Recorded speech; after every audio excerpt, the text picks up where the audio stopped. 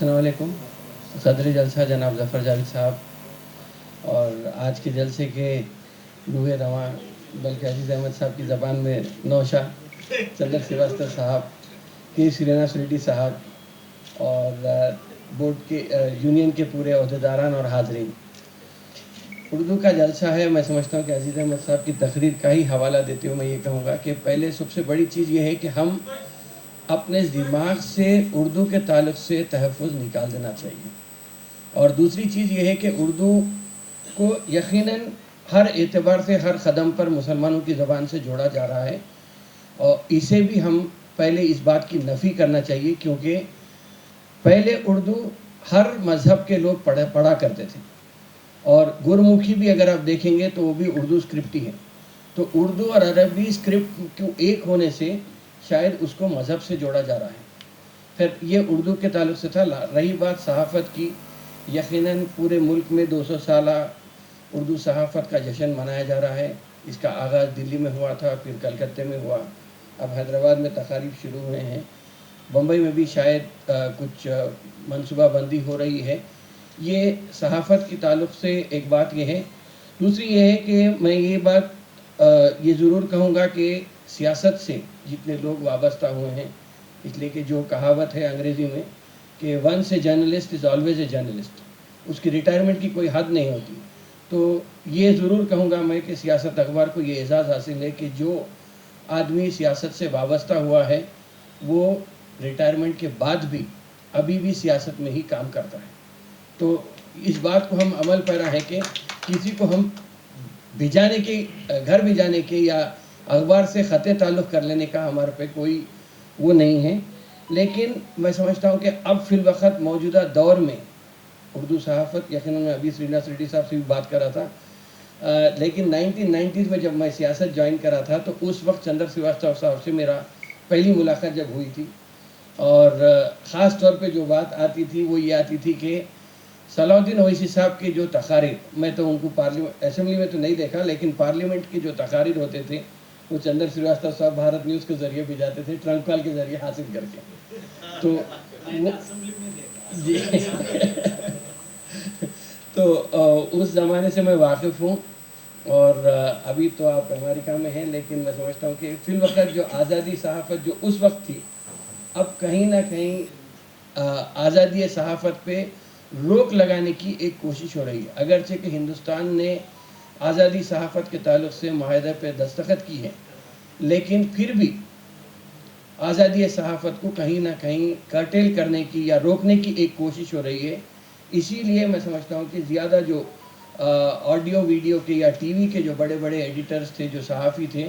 वो अपने आप को ख़त ताल्लुक़ करते हुए अपने ख़ुद के चैनल्स यूट्यूब पे लाके अपनी जो जहनीत है, जो आज़ादी होना चाहिए एक सहाफ़ी को, वो उसे उजागर करने की कोशिश कर रहे हैं। लेकिन अब फ़िल वक़्त जो मौजूदा दौर में जिस तरीक़े से जो जहर घोला जा रहा है, ये मैं समझता हूँ कि उर्दू सहाफ़त नहीं, कि कोई भी ज़बान की सहाफ़त नहीं, बल्कि हिंदुस्तान की के मुस्तक़बिल के लिए एक बहुत बड़ा ख़तरा है। जो मौजूदा दौर में जो हथकंडे अपनाए जा रहे हैं, मैं ये कहूँगा इसका मुकाबला करना है, चाहे वो उर्दू सहाफ़त हो, अंग्रेज़ी सहाफ़त हो या तेलुगु सहाफ़त हो, बल्कि मैं ये कहूँगा कि वर्नाक्युलर लैंग्वेजेस इसका मुकाबला बहुत अच्छे ढंग से कर सकते हैं। शायद इसीलिए जो डिजिटल एक्ट लाया गया है गवर्नमेंट ऑफ इंडिया की तरफ से, वो कहीं ना कहीं इसलिए कि गवर्नमेंट ऑफ इंडिया ये रियलाइज़ कर ली है कि अब जो सहाफ़ी या सहाफ़त के ज़रिए जो जहन साजी का काम होता था, उसे रोकने के लिए कहीं ना कहीं सहाफ़त की आज़ादी को रोकना चाहिए और ख़ास तौर पे ऑडियो वीडियो बल्कि टीवी या इलेक्ट्रॉनिक मीडिया को रोकने के लिए। इसीलिए सोशल मीडिया पे अब बहुत ज़्यादा इताब आ रहा है। इसके बाद आहिस्ता आहिस्ता क्या करेंगे ये तो वक्त ही बताएगा, लेकिन बेबाकी जो होनी चाहिए वो बेबाकी ज़रूर अपनी जगह रहने चाहिए, क्योंकि अगर जब तक सहाफ़ी आज़ादी से जब बात नहीं करेगा या वाज़े तौर पे या दर पर्दा ये बताने की कोशिश हुई कि सहाफ़त को गवर्नमेंट के अच्छे काम बताना चाहिए, तो मैंने कहा कि आपके क्या गवर्नमेंट के अच्छे काम हैं जो अखबार में बताए जा सकते हैं, और ख़ास तौर पे उर्दू अखबारात की बात आई तो मैंने कहा कि उर्दू अखबारात में मैं समझता हूँ कि मैं पूरी उर्दू सहाफ़त के तरफ से ये बात कह सकता हूँ कि चाहे वो वज़ीर आज़म नरेंद्र मोदी का बयान हो या अमित शाह का बयान हो या किसी और का हो, वो उर्दू अखबारात में ज़रूर छपते हैं। लेकिन अच्छे काम की जहाँ तक बात है, मैं समझता हूँ कि अच्छे काम,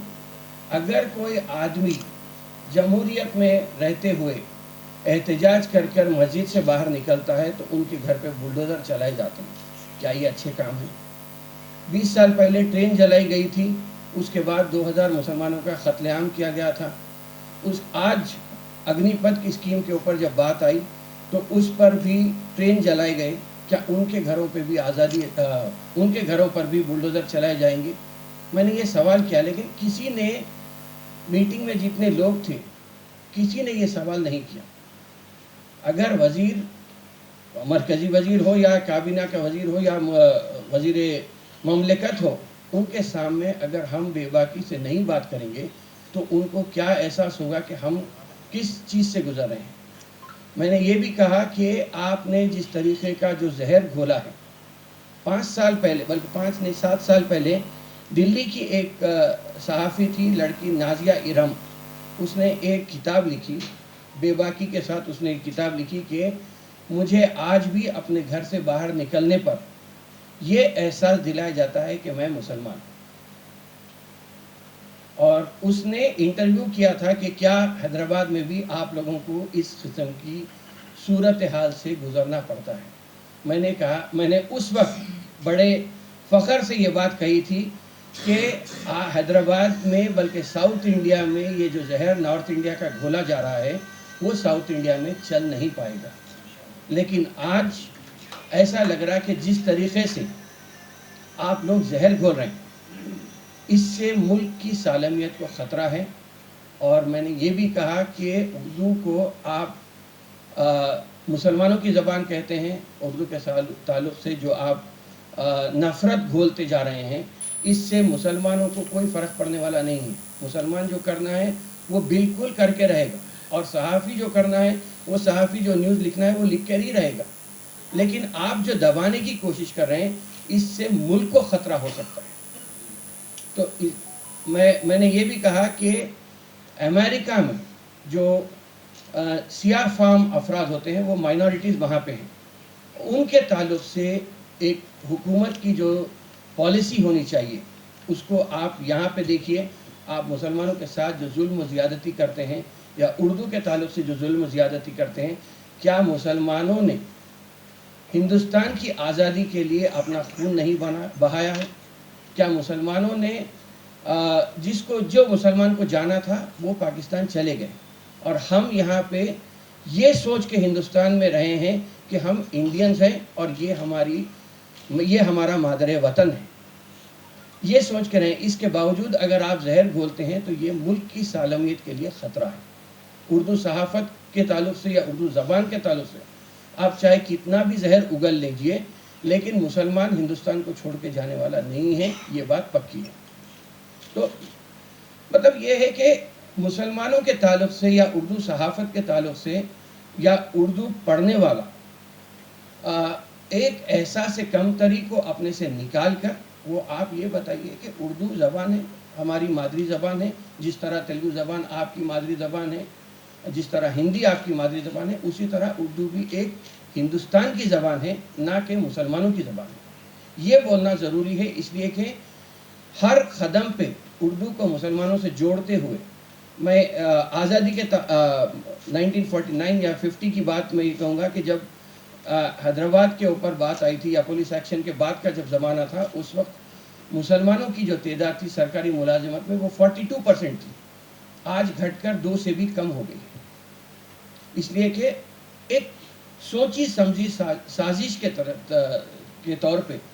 उर्दू को आहिस्ता आहिस्ता रोज़गार के मौक़ों से दूर किया जा रहा है। और हम उर्दू की, अभी सलीम साहब ने जो बात कही है वो बिल्कुल सही है कि अगर हम कुरान शरीफ को उर्दू के या कुरान शरीफ का तर्जुमा उर्दू में अगर हम पढ़ेंगे तो हम सही अंदाज में मज़हब को भी समझ सकते। वरना मुसलमानों में उर्दू के ताल्लुक़ से हो या मुसलमानों के ताल्लुक़ से हो, सबसे बड़ा प्रॉब्लम ये है کہ ہمارے میں جو مذہب 5 وقتہ نماز ایک اللہ چاہتا تو صبح اٹھ کے آپ 5 وقت 20 رکعت نماز پڑھ لیجیے بول سکتا تھا، لیکن اللہ تعالیٰ نے وقت مقرر اس لیے کیا ہے کہ ایک قوم میں، ایک مسلمانوں میں، ایک انسان میں ایک ڈسپلن کا ہونا بہت ضروری ہے۔ آج اگرچہ کہ بڑے بڑے MBA کالجز میں یا یونیورسٹیز میں ٹائم مینجمنٹ کے اوپر سے لیکچرز دیے جا رہے ہیں، لیکن ہمیں تو یہ چیز بنیادی طور پہ سکھائی گئی ہے۔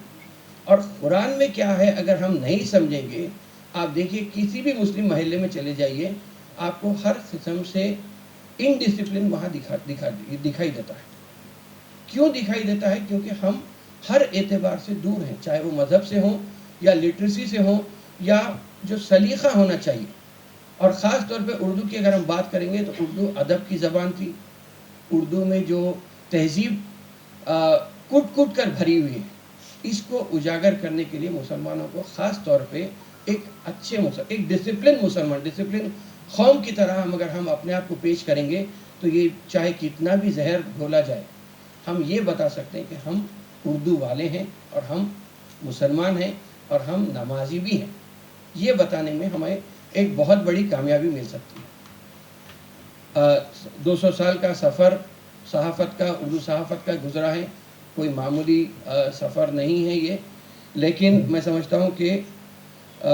200 سال کا جشن ہونا چاہیے، صحافتی آزادی کے تعلق سے بولنا چاہیے، ہر ایک کو بولنا چاہیے۔ اور میں صدر کی فیڈریشن کی جانب سے جو آپ کا جو سلسلہ شروع ہوا ہے، یہ اس کے اور پروگرام بھی آگے ہوتے رہیں گے،